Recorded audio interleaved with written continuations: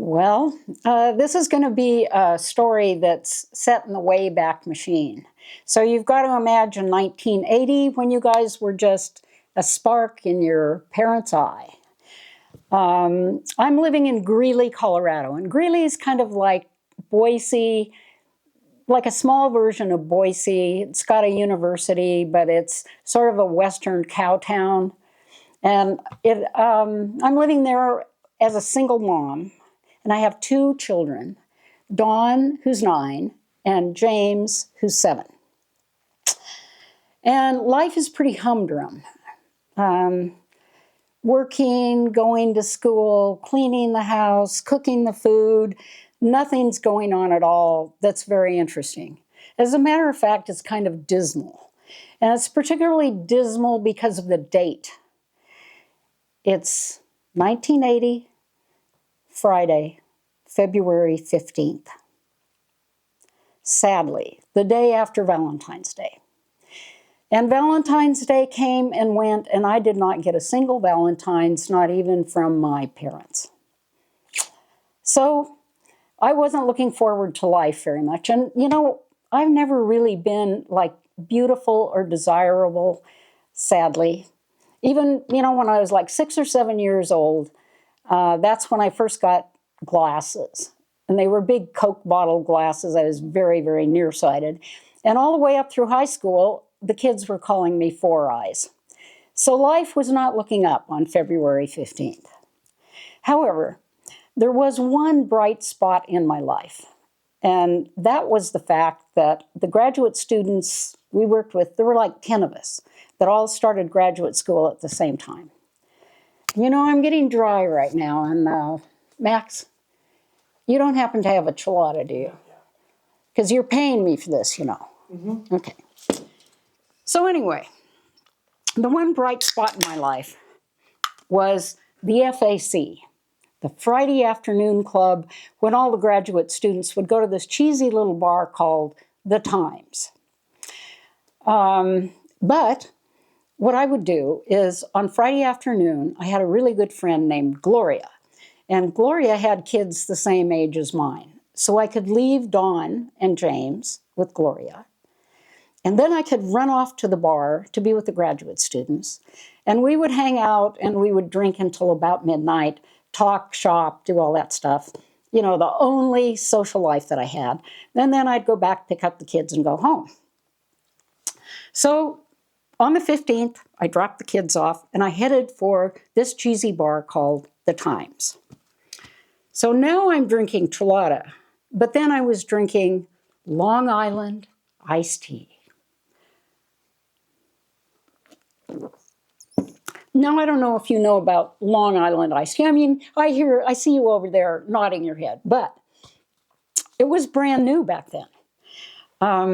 Long Island iced tea had been invented in New York, of course, but by 1980, it had migrated to Greeley.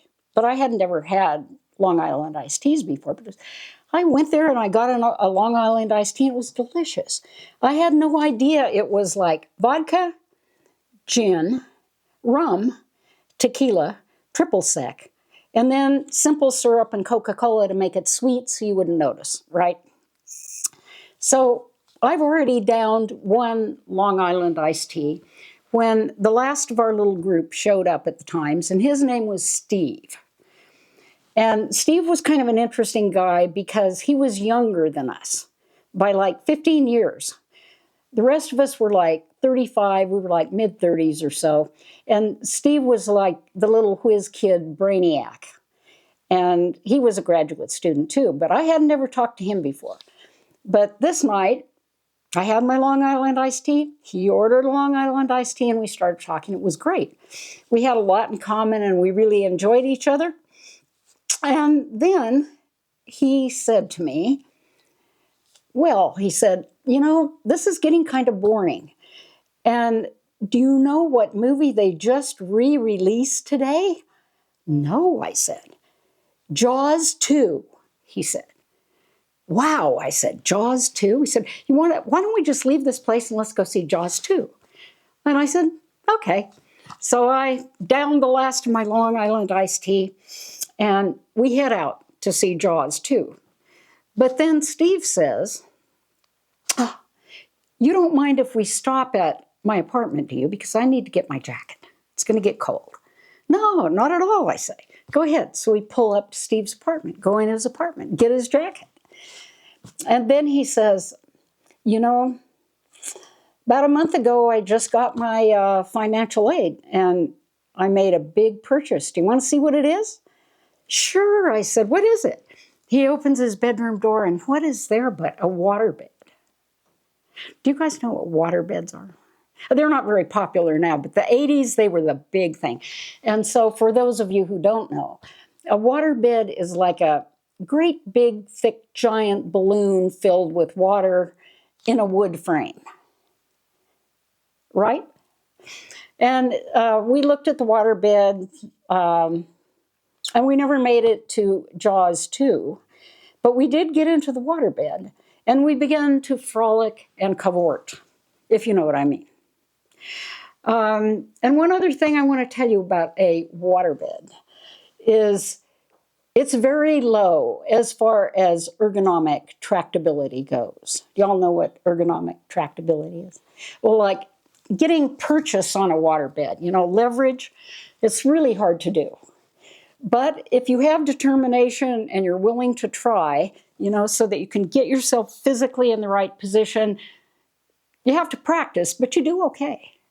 So anyway, that's exactly what happened. We never made it to Jaws 2, but we did cavort and frolic through the night. It turns out that time passes. You know how it is. And then pretty soon, 4 o'clock shows up. I open my eyes. I have a terrific hangover. And I say to myself, oh no, what have I done? I look over at Steve. He is sleeping peacefully on the other side of the waterbed. I think, uh-oh, I got to get out of here. What have I done? The kids are still at Gloria's. So I climb out of bed and I put on my clothes and I get back to Gloria's apartment and I think to myself, all right, everything's going to be cool because what I'll do is I'll go into Gloria's apartment, I'll lay down on the couch, I'll just pretend like I went to bed on the couch and everybody will get up and we'll go about our business and I'll worry about Steve later. So I sneak up to Gloria's apartment, I open the door, I sneak in, and then I notice it's 4 o'clock in the morning, but all the lights are on.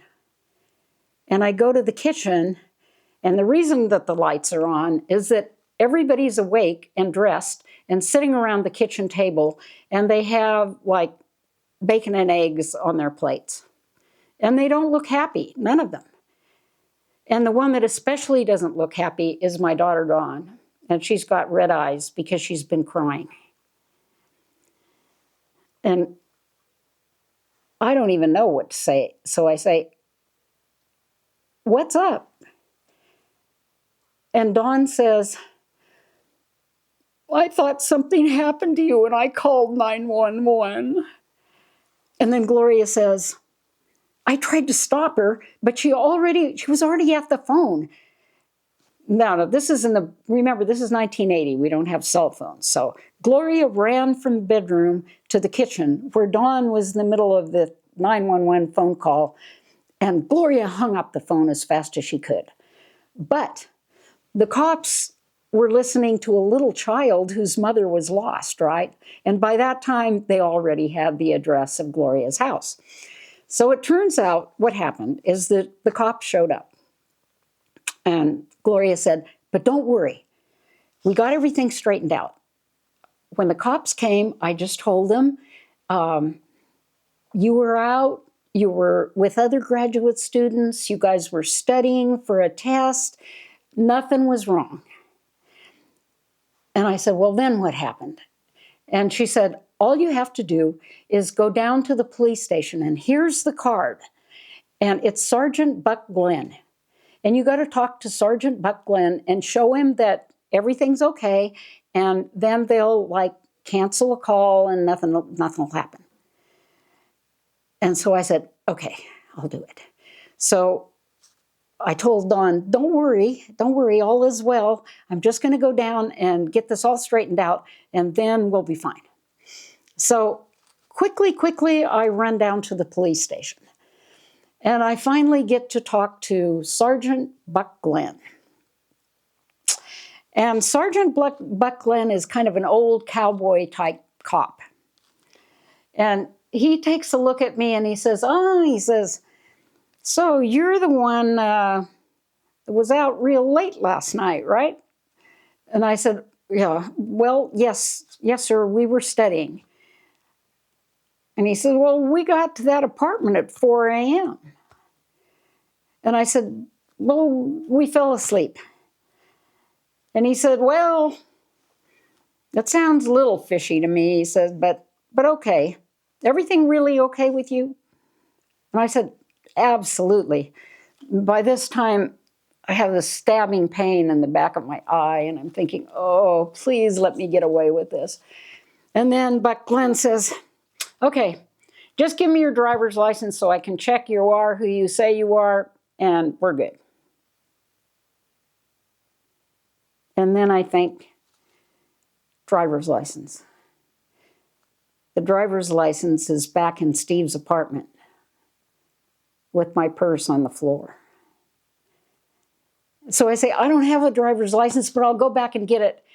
And Buck Glenn says, well, I got about 45 minutes more here. Go get your driver's license and get back here. So sure enough, I get in the car, I get to Steve's apartment. And by then I have such a thwanging headache, I can barely survive. But I think I'll just get the driver's license. I'll go back to the cop. All will be well. So I think, I wonder if I can get in the apartment.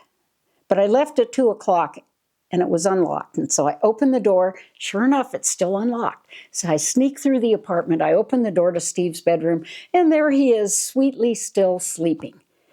And so I look on the floor, and sure enough, there's my purse, and it has my ID in it. And I'm just about to sneak back out when Steve raises his head up and he says, where are you going?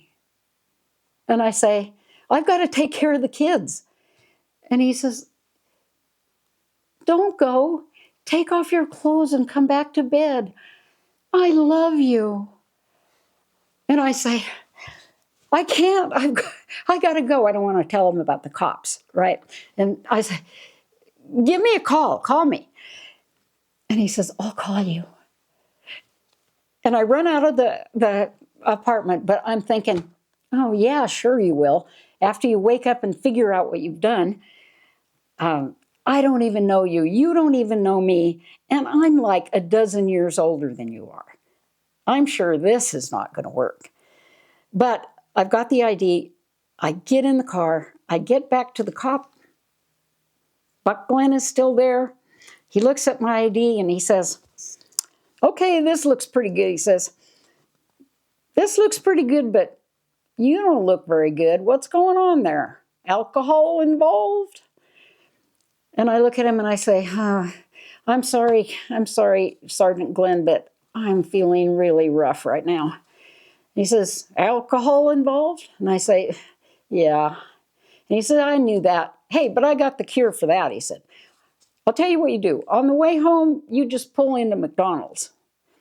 The answer to a bad hangover, fat and caffeine. What I want you to do, I want you to pick up a couple of Big Macs and a great big coffee. I want you to sit down in the kitchen. I want you to eat and drink, take a nap for a half an hour, and you'll be good as new. And I said, I will, I promise. And he lets me go. I get in the car, but I do what he says. I go to McDonald's, I get 2 Big Macs, a big cup of coffee. I go home, I eat and drink, and I collapse on the couch for an hour. And you know what? I felt actually pretty good. And that's kind of the end of this story, except there's an epilogue. So that happened on Friday, February 15th, 1980. On February 15th, 1986, 6 years later, Steve and I got married. On February 15th, 2026, a couple of weeks ago, we celebrated our 40th anniversary. And that's the end of my story.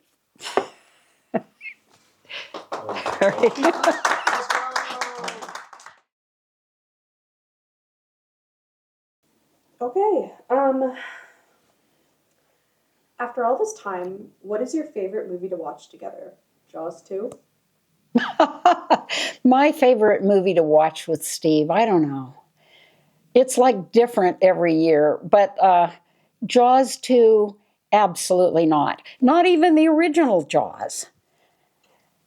I feel you. What's a day in your life today? Just in general, what do you do? Day in my life.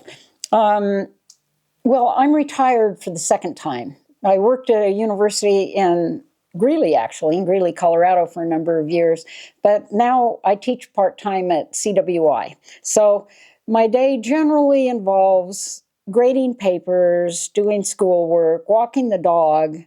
I don't cook. I'm not a very good cook. But Steve's a wonderful cook. That was another real advantage of Steve. He loved to cook. And what else? What I'd like to do is do some traveling. So that's in my future, hopefully. What's your favorite part of this story? My favorite part of the story. I don't know. It was all in retrospect. I mean, at the time, I was so stressed out and so hungover, it was just miserable. But I mean, it wasn't miserable at first, but it was miserable waking up at 2 o'clock in the morning and going to see Buck Glenn. I did meet Buck Glenn later, though. He and I actually got to be friends. He was a good old cowboy cop, and I'd see him every once in a while, and he'd always mention something about the time that my daughter called 911. But I guess my favorite part of the story was how tricky Steve was. That was pretty tricky. Oh, I've got to go get my jacket. Oh, do you want to see how I spent all my financial aid money on the waterbed? Oh, yeah. Okay, so I guess that's my favorite part of the story. I have a question. How long did it take for him to call you? He called me like 3 hours later. That same day? He'd gotten up, evidently. But then I was just like, I thought, it took me a long time. I think it took me like 3 months to actually start going out with him because I felt so embarrassed because I was so much older than he was. And I thought, it's everybody's going to make fun of us. But Steve never cared. He said, I don't care. I'm happy. So it turned out all right, but I was the one that was kind of slow on the uptake there. But, sometimes there are things that you think you shouldn't do or things that you think people are going to make fun of you for. Sometimes it's better to just go ahead and do it. And in this case, it was a good thing. What made you decide to go on another date? Why did we decide to go on another date? Oh, I remember exactly. I decided to go on another date with him to explain my bad behavior. And sort of to say, don't worry about it. We're just friends. We can be just friends. Nothing more has to happen. But from the very beginning, Steve kept saying, I want to stay with you. I love you. And he did.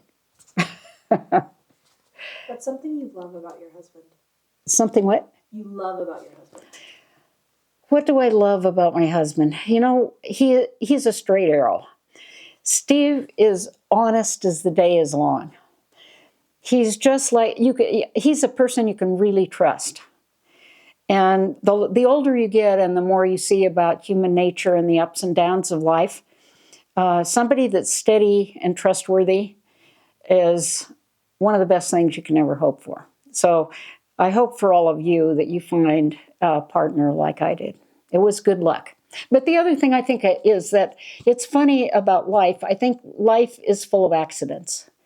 if I think about all the things that I've done in life and how many of them turned out for the better or for the worse, most of them were accidental. They weren't planned. And so it makes me think about the nature of life, that it's full of coincidence.